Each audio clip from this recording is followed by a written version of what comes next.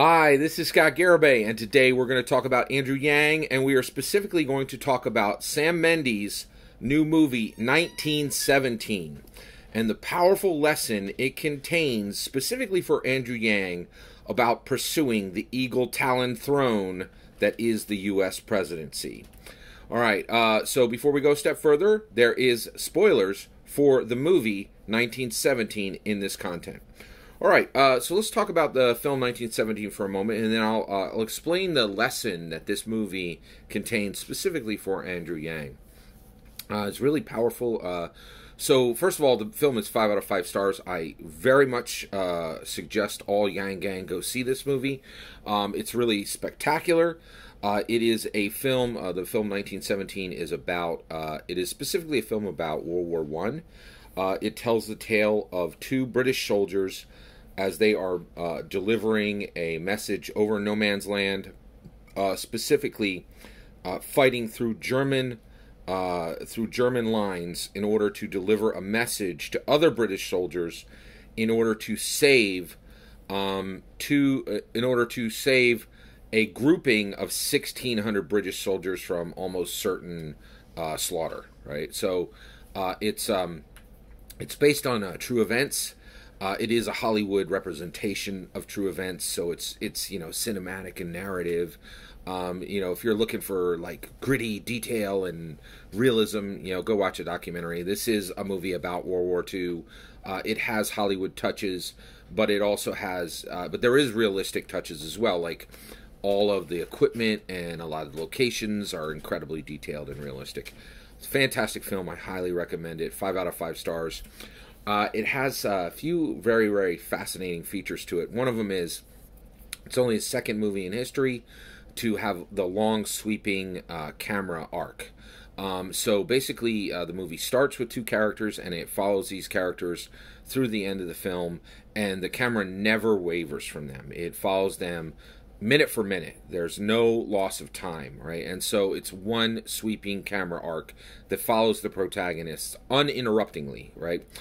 There's a big debate among film critics and film enthusiasts right now on whether this is a gimmick or whether this is brilliant. And I have made my decision. So the only two films in history that have done this are 1917 and the movie Birdman. I didn't bother watching Birdman because I thought it was kind of insulting to the superhero genre. So I just skipped it. But I was very interested in this film technique, and I would love to see this grow. So a lot of film enthusiasts say that this is specifically a gimmick, right? But the proponents of this specific film method, right, say the following, and I'm 100% sold on this now, that it really forces the writers of the film to write better, right? Because it throws away 100 Hollywood tropes, because since the camera is going to remain on the protagonist, there's no cutaways. It gets rid of 100 Hollywood tropes, right? There's no flashbacks and just 100 different things that you can do narratively that are nonsense. This story method will not allow you to do it, right? And so you have to stay on what's important. You have to drive the story forward at all times. And in a day where we have such short attention spans, and this is very politically specific, you have to keep that story moving forward. Everybody wants to see something new. Nobody wants to regress. Nobody wants to linger, right? And so this camera that remains on the protagonist and never wavers and moves with the protagonist wherever the protagonist moves, right? Boy, is that an analogy for politics today, right? On every candidate there is a constant camera that never wavers from that candidate, right? So that's another way where 1917 is very important for Yang to remember, right? The movie 1917 has a camera that absolutely never wavers from the protagonist, even for a second, right? Welcome to 2020. That's 2020 American politics.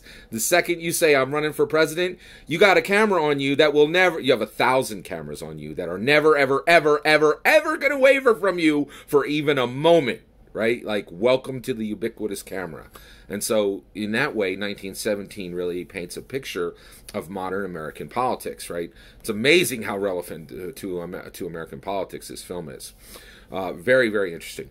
Also, I'm going to take this moment to point you to an absolutely fascinating, wonderful, fantastic book, right? And I'll put the link below. It's one of the best books I've ever written. I wish I wrote this. One of the best books I've ever read. It's called Nathan Hale's Hazardous Tales, a World War I tale, Treaties, Trenches, Mud, and Blood. It's actually a graphic novel. It's a hardback graphic novel, very, very unusual. So it's actually, it looks like a comic book, right? But it's also a hardback book. It's about 150 pages. It reads very, very quickly because it's mostly pictures, right? And it tells the tale of World War I with animals in hats. Which sounds crazy, but it really breaks down World War I in a very simple way so that you can understand it, and tells it in a narrative, exciting way, just like the movie 1917. Some of the best books I've ever read, and it's absolutely fascinating. I highly recommend it. I wouldn't take the time to list it here, but and it's in a series of books that is amazing. I've read I think about 3/4 of these books now. They're really, really fantastic. I cannot suggest them highly enough. I get them from my local library. However you want to get them. They're fantastic. I cannot recommend them highly enough. And this is one of the best. All right, so with that, let's talk about this specific lesson. Thanks for your patience there. Let's talk about this specific lesson for Andrew Yang within the movie 1917. The movie 1917 is about these two soldiers, two British soldiers, and they're carrying a message. And the message is, the message says to a British general, says, hey, you're on the front lines and you're about to push against the Germans. You must stop your press with your 1,600 soldiers, or your 1,600 soldiers are going to be absolutely wrecked. They're all going to die, right? And so you must stop your assault right now. Right? That's their message they're carrying. It's these two soldiers. They have to carry this message 9 miles in a single day, right? Like day and night. They have to travel almost 24 hours. It's nonstop. The film is nonstop. It's incredible, right? And so it's these two British soldiers. The two soldiers are Blake and Schofield. Blake, as you're going to hear in the tale I'm about to tell you, this little subset from the film, is a humanitarian, and Schofield is a pragmatist. And what these two show about the question of competition and the question of battling for something that only one person can have. That what happens when you enter a conflict, when you enter a conflict that can only have one victor. That's what Blake and Schofield show in this film. And I think Andrew Yang needs to pay very, very close attention to what 1917 illuminates, because it's a lesson for right now, it's a lesson for the ages, and I think Andrew Yang really needs to pay super close attention to this, right? All right, so let me explain how this is presented in the film, because it was presented beautifully in the film. It was so clear, and it's a perfect picture, right? And it's a super important lesson for Andrew Yang right now. It's a super important lesson for us too, because I think often many people in life kind of stay on the sidelines, right? But I'm definitely one of these people. I will enter into this movie is about World War I, right? Now, World War I was a conflict of nations, and there was going to be a conflict for victory over control of an array of territory. Right, and there was only going to be one victor. Now that victor was going to be a set of nations, but one set of nations was going to be a victor, and one set of nations was going to be defeated. Right, it was going to be the defeated. Right, and that's what we're seeing right now. So we're seeing that right now. Right, we have a group of politicians who there's about 10 of them now, maybe as high as 12, who are vying for the U.S. presidency, right? And there's going to be one victor, and there's going to be a group of defeated. That's it. There's going to be one victor. That's all there's going to be. And so they're all in a conflict, and they are all going to receive victory or defeat. One person will receive victory, and all the rest will receive defeat, right? And this movie showed that incredibly clearly, like that. That's all there is. When you enter in a conflict at this level, that's all there is. There's just victory or defeat. And Andrew Yang has to recognize that, right? That and I think he's hyper focused on it, right? But I think it's important to remind yourself at times, right? All right, so Blake and Schofield are delivering this message. They find themselves at one point in the film. They've traveled about halfway. They get to a French farm, right? And it's a point of relief, right? That nobody's shooting at them. They're not in the middle of no man's land, and they're at this farm. Okay, the farm is completely empty, and there's a house, and there's a farm that's like literally half destroyed, but half the farm is still intact, right? So Blake and Schofield are there, and they're near the farm, and then they look out and they see three biplanes. It's one of the coolest parts of this movie was seeing biplanes in action. So these biplanes are in the sky, and two British biplanes engage in a dogfight with a German biplane. The German biplane is struck, and then it begins to crash, right? Well, it comes right out of the sky, and it crashes directly into the barn that Blake and Schofield are standing in, right? So so the plane literally comes over a hill, smashes into the barn that Blake and Schofield are standing in, and the biplane, shatters in half and is burning, right? Blake and Schofield are, knocked on their butts. They get up, and when they get up, they're, both brush themselves off and they're okay. And they realize, they're 10 feet away from this German pilot. This German pilot is in the wreckage of his German biplane. It's burning, right? And he's burning. And he begins to scream, right? So these two British soldiers are 10 feet away from a German soldier that they know is a German soldier. He's a German pilot of a German fighter plane, right? And he's burning alive, right? And immediately Blake, the humanitarian, these guys are both British soldiers. Blake, the humanitarian British soldier, and Schofield, the pragmatist British soldier. So Blake, the humanitarian British soldier, says, "Come, let's help him," right? Now, Schofield is a pragmatist, but he's also incredibly loyal to his friend Blake. So he immediately goes to help Blake. He's not helping it's important to remember here, he is not helping the German soldier. He is helping his friend Blake. So Blake takes out his British dagger, cuts this German soldier loose, pulls him out of the plane, right, as this German soldier is suffering, right, and is burning alive, right? And Blake is like, yes, I'm a British soldier. In his mind, Blake is saying, I'm a British soldier. You're a German soldier, right? And in any context, we would normally be fighting, but right now you're burning alive. I have the ability to save you from this horrible fate, and I can help you. So he drags him out of the plane, and then he literally pats him down, right? And this German soldier is coughing and hacking. And then Schofield says to Blake, we need to do for him, right? Now, that's a very kind way of Schofield saying we need to kill him now because he's a German soldier, and we need, and we have to deliver a message now, and this guy has nothing to do with our goal, right? And we're in the middle of a war, and that's a soldier, right? And Blake, a humanitarian, says, no. He says, go get him water. Because this poor guy can't, he's literally smoking. He's now patted out. He's on the ground, and Blake is caring for him. So Blake, this humanitarian, is caring for this human being. And all Blake can see is he can't see him as a German soldier. He can just see him as a human. He can only see his humanity first. All right, so Blake says to Schofield, go get him water. Schofield runs 30 feet away and begins filling his soldier's hat, his soldier's helmet, his own helmet, with water from a pump, right? And he runs back.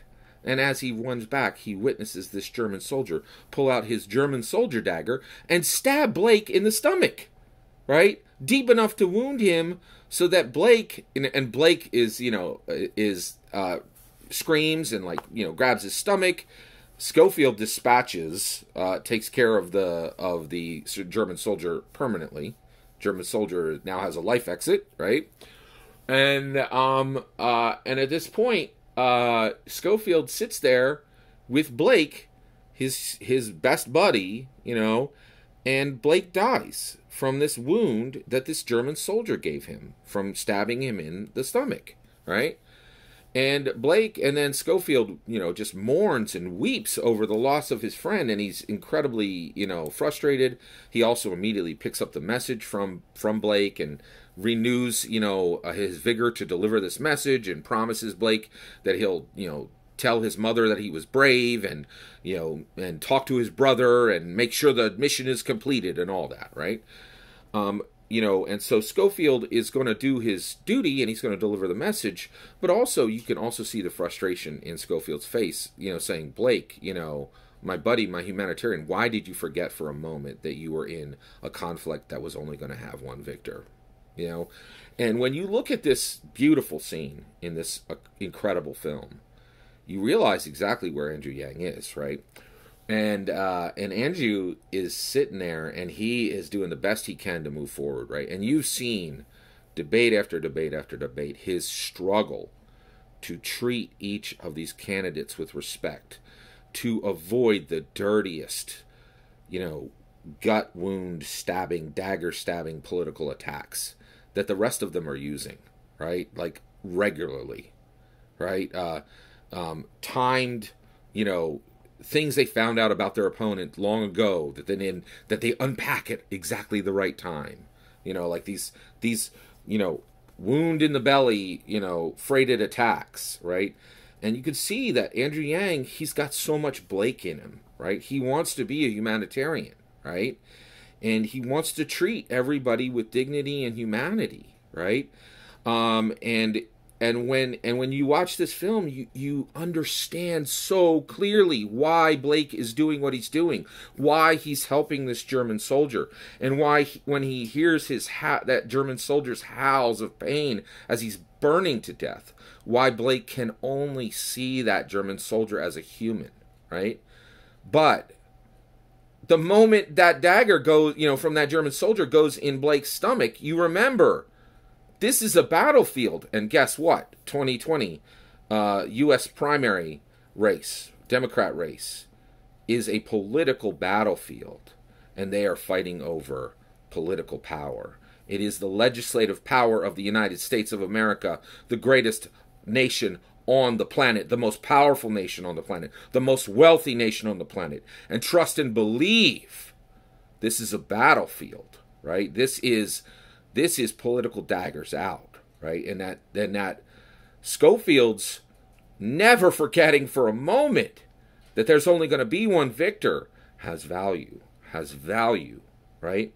And as much as I appreciate Andrew Yang's incredible humanitarianism and the size of his heart and the value of his humanity and just his nobility and his compassion and his just wonderful awesomeness and his care and his kindness, we're getting to the point where there's very little time for it, right? And Andrew Yang has gotten through no man's land. Boy, he's gotten through the trenches and the tripwires and the barbed wire and the pits filled with corpses, right? We look at everything that he has drug himself through to get here, right? It has been a hard road to get here, right?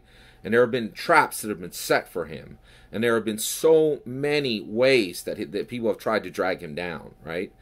And the reality is he's still standing. No one has been able to drive a political dagger into his stomach the way, Blake was literally daggered by that German soldier. But we're getting close. We're getting to the end. And Andrew Yang has to strip that Blake humanitarianism from himself and put on that Schofield pragmatism, right? We've got to get to the end here. And we need more pragmatism and less humanitarianism as we go forward. We need more tactics, more strategy, and we need to move into go mode seriously, right? I really think Andrew Yang should take a moment, take 2 hours to go see this film, look carefully at it. I suggest the same for Yang Gang. It's an important film. It also contains a fine actor, Pumber Patch, the guy who played Sherlock and Doctor Strange. He's in here. He's the only real named actor like that you would recognize. He's fantastic in this film. This is an amazing film, and it has a powerful message for Andrew Yang. I hope he's listening. I really do. And I hope he can balance these two things, humanitarian and pragmatism. It's going to be hard, but Andrew's a brilliant guy, and I think he can do it. All that's my opinion. What do you think? Did you see the film? Are there lessons that Yang should be paying attention to it that I missed? Let me know in the comments below. Please consider liking and subscribing, and have a wonderful millennium.